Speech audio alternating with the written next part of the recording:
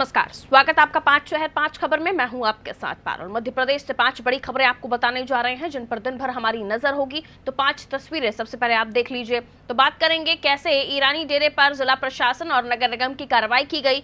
दूसरी खबर में बात करेंगे तेंदुपत्ता संग्राहकों को प्रदेश सरकार के तोहफे की। तीसरी खबर में बात होगी पोषण आहार को लेकर जिस तरह से जिम्मेदारी एक बार फिर महिला स्व सहायता समूहों को देने पर विचार किया जा रहा है। चौथी खबर फिल्म और वेब सीरीज से जुड़ी है क्योंकि बॉलीवुड डायरेक्टर्स को मध्य प्रदेश की लोकेशन खास पसंद आ रही है। और पांचवी और अंतिम खबर में बात करेंगे मध्य प्रदेश में बढ़ते ठंड की।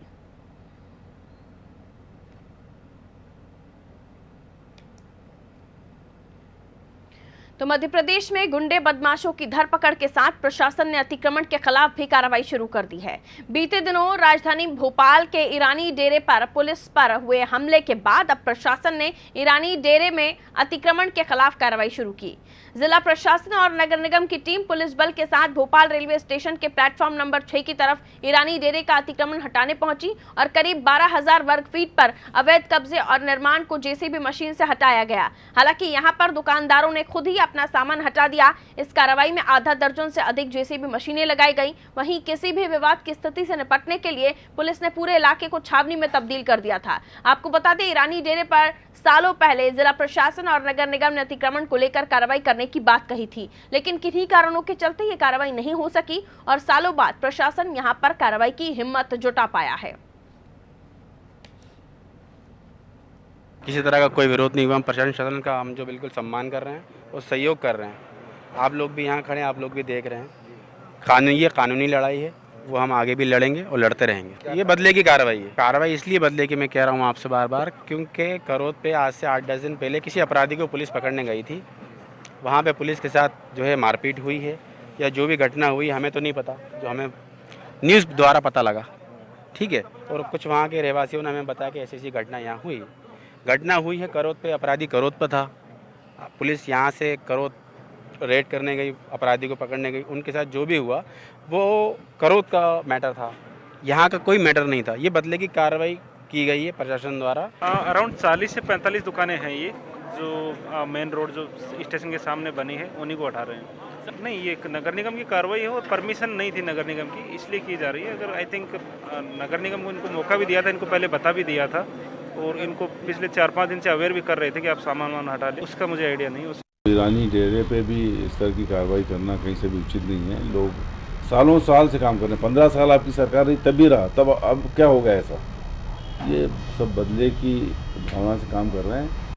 राजधानी भोपाल में भोपाल रेलवे स्टेशन के प्लेटफॉर्म नंबर 6 से अवैध अतिक्रमण को हटाया जा रहा है। निश्चित तौर पर ईरानियों का ये पूरा कब्जा है, जिसको जिला प्रशासन, नगर निगम प्रशासन और पुलिस प्रशासन की टीम के द्वारा हटाया जा रहा है। लगभग 4 से 5 जेसीबी मशीनें हैं जो इस अवैध अतिक्रमण को हटा रही हैं। लगभग 45 दुकानें जो 12,000 वर्ग मीटर में अवैध रूप से बनाई गई थी, उनको हटाने की कार्रवाई नगर निगम प्रशासन और जिला प्रशासन के द्वारा की जा रही है। निश्चित तौर पर कहेंगे कि जिस तरह से पिछले दिनों ईरानियों के द्वारा पुलिस पार्टी पर हमला किया गया था, उसके बाद प्रशासन ने ये मन बना लिया था कि इस इलाके में जो भी उनका अवैध अतिक्रमण है उसको हटाया जाएगा।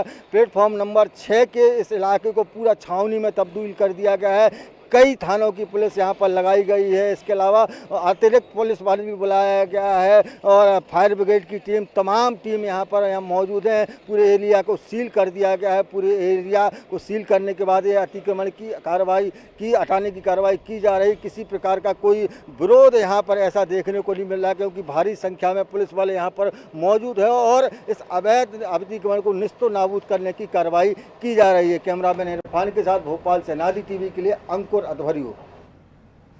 तो पूरे दलबल के साथ ईरानी डेरा, वो भी जो 6 नंबर प्लेटफॉर्म के आसपास का इलाका है, उसे जमींदोज करने की कार्रवाई चल रही थी। जो अतिक्रमण था उसको हटाने की कार्रवाई चल रही थी। लेकिन पीसी शर्मा साहब का भी जवाब आपने सुना। उन्होंने कहा कि इतने सालों से बीजेपी की सरकार थी, तब इसे हटाने की कार्रवाई क्यों नहीं की गई, अब क्यों कार्रवाई की जा रही है। और इसी को हम समझने की कोशिश करेंगे कि अब क्या इस पर सियासत होने लगी है। देखिए, अतिक्रमण हुआ है तो उसे हटाना पड़ेगा, लेकिन ये भी सच है कि काफ़ी समय पहले 2000 करीब में गलत नहीं हो तो 2017 में कोर्ट ने कह दिया था कि अतिक्रमण है, भूमि पर सरकारी भूमि है। तो उसके बाद इतना समय क्यों लग गया इस कार्रवाई को होते होते। अंकुर अधवरी विशेष संवाददाता फोनलाइन पर इस वक्त हमारे साथ जुड़े हुए हैं। अंकुर, इस खबर के सामने आने के बाद जाहिर है एक संदेश देने की जरूरत जो थी कि ईरानी डेरे ने जब पुलिस पर हमला किया था, वहाँ की महिलाओं ने मिर्ची भी फेंकी थी पुलिसकर्मियों के ऊपर, वो भी एक विवाद था और उसके बाद वहां तो कार्रवाई नहीं की गई दोबारा। लेकिन ये दूसरा इलाका है जहां पर कार्रवाई की गई है, जो 2017 में क्लियर हो गया था कि सरकारी भूमि पर ये दुकानें बनी हुई हैं, लेकिन अब 2020 में कार्रवाई हो रही है। पीसी शर्मा साहब ने इस पर तंज कस दिया है, अब अतिक्रमण हटाया गया है। अंकुर जी बिल्कुल, मैं आपको बता दूं, इनका सालों से लगभग 70 सालों से ये कब्जा बताया जा रहा है ईरानी डेरा वालों का। लेकिन पिछले दिनों जिस तरह से ये देखा गया था कि पुलिस पार्टियों पे ईरानियों ने हमला किया था करौंद इलाके में, उसके बाद पुलिस ने चिन्हित किया गया कि ईरानियों के कहां पर कब्जे हैं। उसी कड़ी में ये 1200 वर्ग मीटर का ये कब्जा ईरानियों का प्लेटफॉर्म नंबर 6 के सामने दुकानें बनाकर था। ये ईरानी दुकान बनाकर हजारों रुपए किराए में लोगों को किराए पर दिए हुए थे।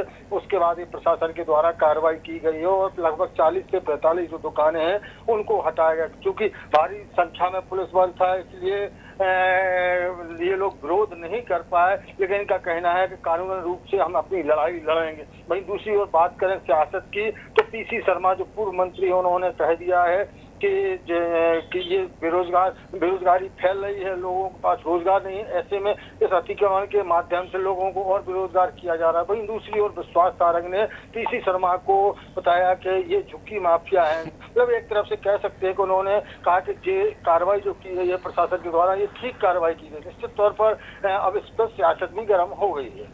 जी बिल्कुल अंकुर, आप बने रहिए हमारे साथ। तो सियासत तो गर्म है ही, लेकिन जिस तरह की कार्रवाई सामने आ रही है इसे बहुत पहले ही अंजाम दे देना चाहिए था। लेकिन अब जैसे जैसे कार्रवाई हो रही है, कई तरह के संदेश देने की भी कोशिश, और अब कमर तोड़ी जा रही है आर्थिक तरीके से उन लोगों की जो कहीं ना कहीं खौफ पैदा करने की कोशिश करते हैं, इस तरह के मंसूबों का अंजाम देते हैं।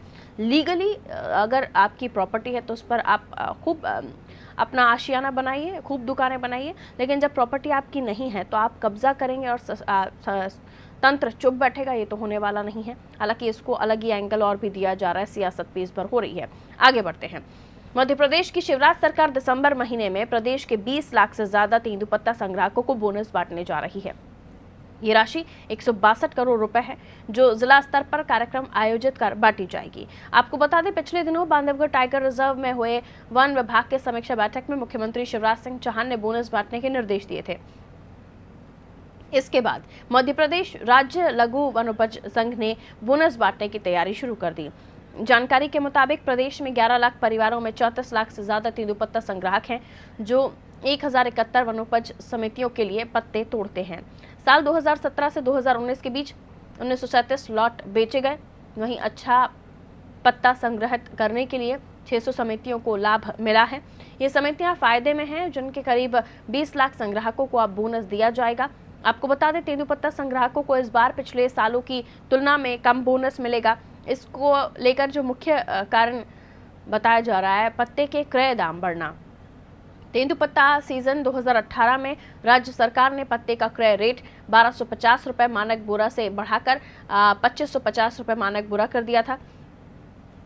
वहीं सरकार 3 साल का बोनस एक साथ दे रही है। इसमें सबसे ज्यादा 102 करोड़ रुपए साल और 2019 में संग्रहित पत्ते के हैं। वहीं 2017 के 15 और 2018 के 45 करोड़ रुपए मिलाकर ये राशि बांटी जा रही है।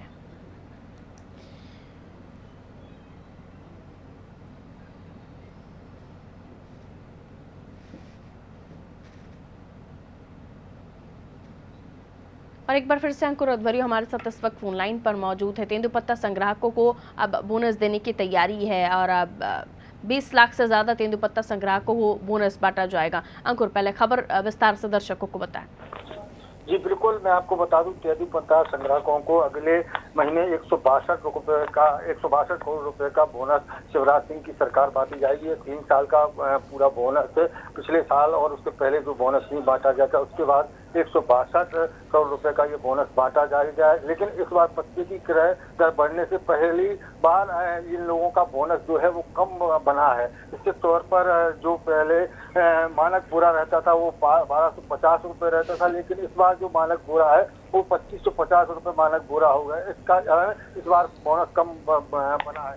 लेकिन 20 लाख से ज्यादा तेंदुपत्ता संग्राहकों को ये बोनस अब अगले महीने जिला स्तर पर कार्यक्रम आयोजित कर ये बांटे जाएंगे। निश्चित तौर पर लगातार तेंदुपत्ता संग्राहकों के द्वारा जिस तरह से काम किया जा रहा है उसको देखते हुए बोनस बांटने का फैसला सरकार के द्वारा लिया गया है और अगले महीने से बोनस बांटा जाएगा। आपको बता दूं कि प्रदेश में 11 लाख परिवारों के 34 लाख से ज्यादा तेंदुपत्ता संग्राहक है, लेकिन अभी जो 20 लाख लोगों को बोनस बांटा जाएगा वो 600 समितियों के माध्यम से वो अपना तेंदुपत्ता संग्रहण करते हैं, उनको ये बोनस बांटने की प्रक्रिया अगले महीने से चालू होगी। बिल्कुल, ऐसे में क्योंकि कोरोना काल चल रहा है और हर चीज़ के अगर हम देखें तो रेट्स बढ़ ही रहे हैं अंकुर, तो क्या इसे तेंदुपत्ता संग्राहकों के नज़रिए से देखें तो क्या उन्हें लाभ हो रहा है?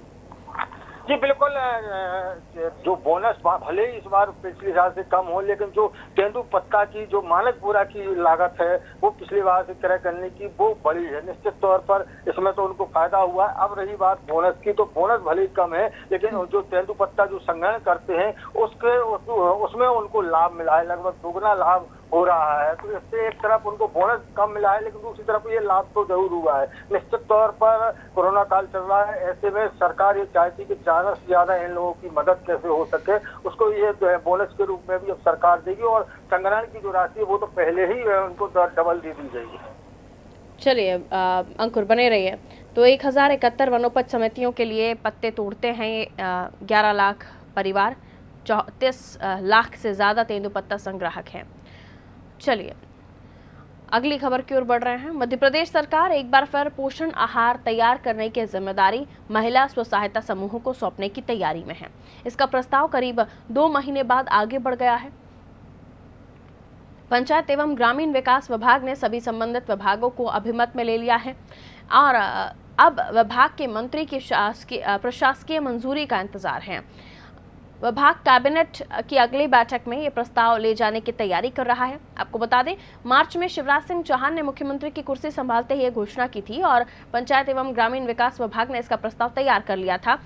एमपी एग्रो स्कूल शिक्षा महिला एवं बाल विकास विभाग को अभिमत के लिए भेज दिया गया था।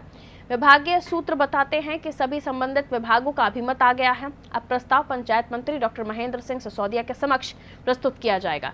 मंत्री का अनुमोदन होने के बाद इसे कैबिनेट के लिए भेजा जाएगा। उम्मीद है कि सरकार अगले माह ये काम समूहों को सौंप देगी।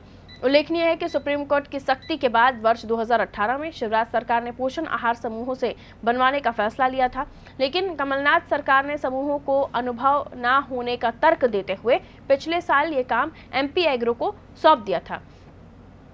प्रदेश के 7 सरकारी प्लांट में पोषण आहार का उत्पादन शुरू हो गया।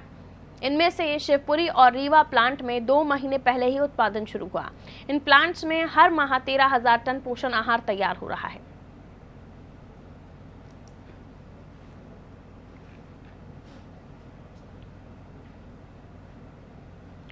तो देखिए, स्व सहायता समूहों को एक बार फिर से जिम्मेदारी सौंपी गई है पोषण आहार की। इससे पहले जब कमलनाथ जी की सरकार थी तो एमपी एग्रो को ये जिम्मेदारी दी गई थी, लेकिन उसके बाद अब इस पर पूरी तरह से अभिमत सामने आ गया है तमाम विभागों का। अब महेंद्र सिंह सिसोदिया साहब पंचायत एवं ग्रामीण मंत्री हैं, उनके सामने ये पूरा फॉर्मेट रखा जाएगा। उसके बाद आगे किस तरह से इसको इम्प्लीमेंटेशन में लाया जाता है ये देखने वाली बात होगी। अंकुर अध्वरी विशेष संवाददाता लगातार हमारे साथ बने हुए हैं।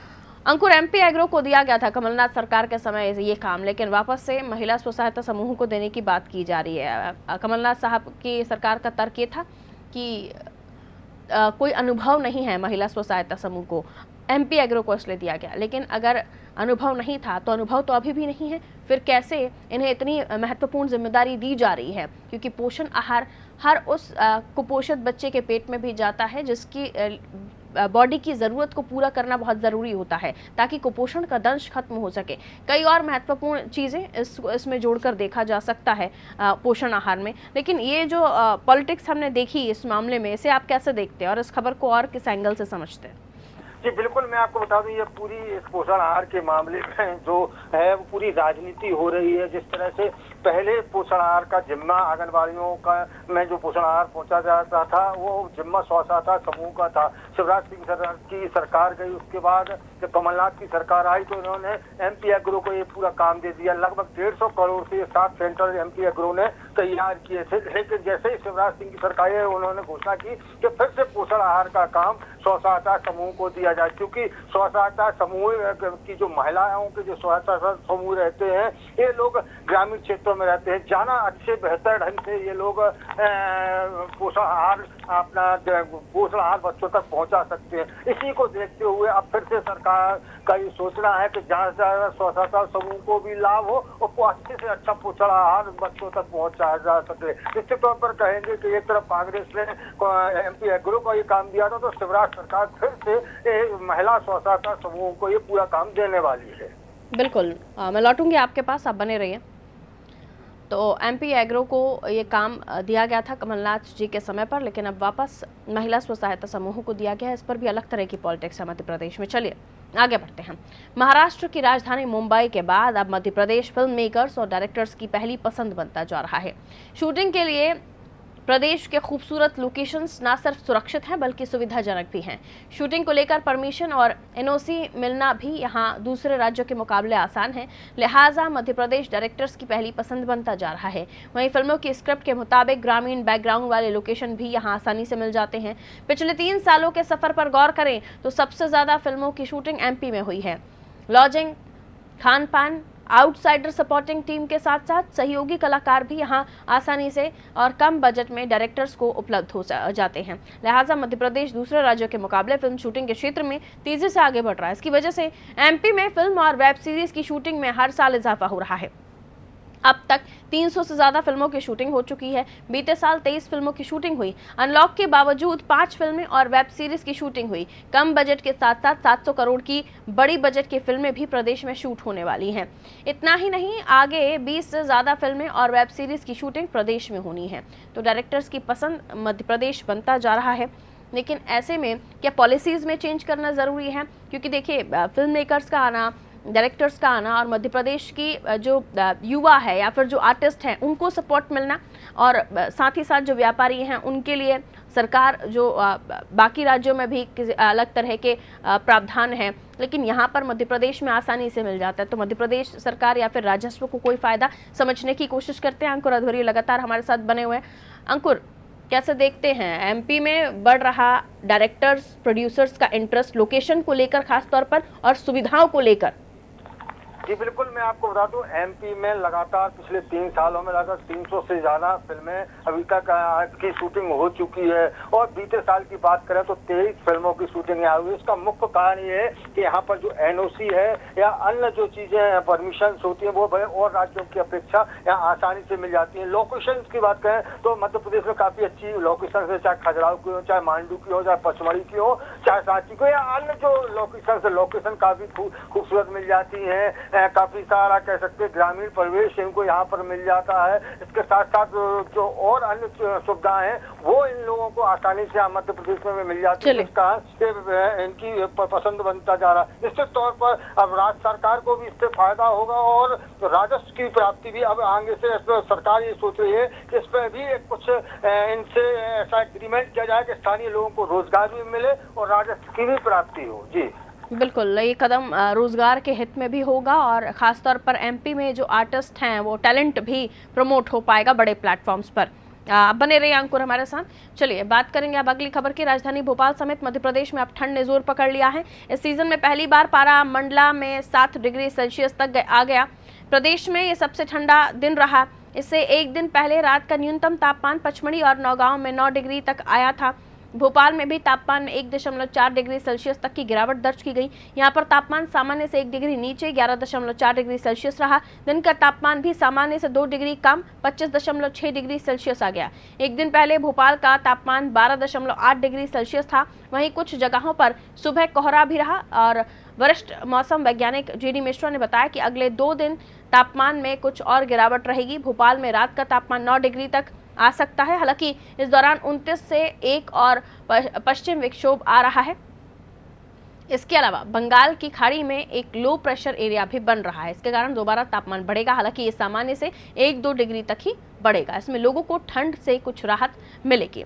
अंकुर जी हमारे साथ लगातार बने हुए हैं। ठंड जोर पकड़ रही है, ऐसे में कोरोना की इनकमिंग भी चालू है और ठंड जो बढ़ेगी और ऐसे में काफ़ी समस्याएं ठंडों में होती हैं, हम देखते हैं। लेकिन हर मौसम जैसे ज़रूरी है वैसे ठंड भी ज़रूरी है। हालांकि मौसम वैज्ञानिक बता रहे हैं कि फिलहाल तो राहत है, आने वाले दिनों में ज़रूर बढ़ सकता है। अंकुर, चलिए, लगता है अंकुर का फ़ोन डिस्कनेक्ट हुआ है। तो ठंड का जो प्रकोप है वो लगातार बढ़ रहा है, लेकिन फिलहाल जो पश्चिम विक्षोभ में सिस्टम डेवलप हो रहा है उसके हिसाब से जो तापमान है ऊपर नीचे हो रहा है। ऐसे में ठंड तो है ही, लेकिन कोरोना की इनकमिंग भी चालू है, कोरोना भी अपना काम कर रहा है। तो कोरोना से बचने के लिए ज़रूर आप ध्यान रखें कि अगर ठंड का मौसम है तो इम्यूनिटी बूस्ट कैसे की जाए उस पर भी आप ध्यान रखिए। और जो वरिष्ठ हैं, बुजुर्ग हैं या बच्चे हैं, उनका भी खास तौर पर ध्यान रखने की ज़रूरत है। फिलहाल मुझे दीजिए इजाज़त, आप देखते रहिए नादी टीवी। नमस्कार।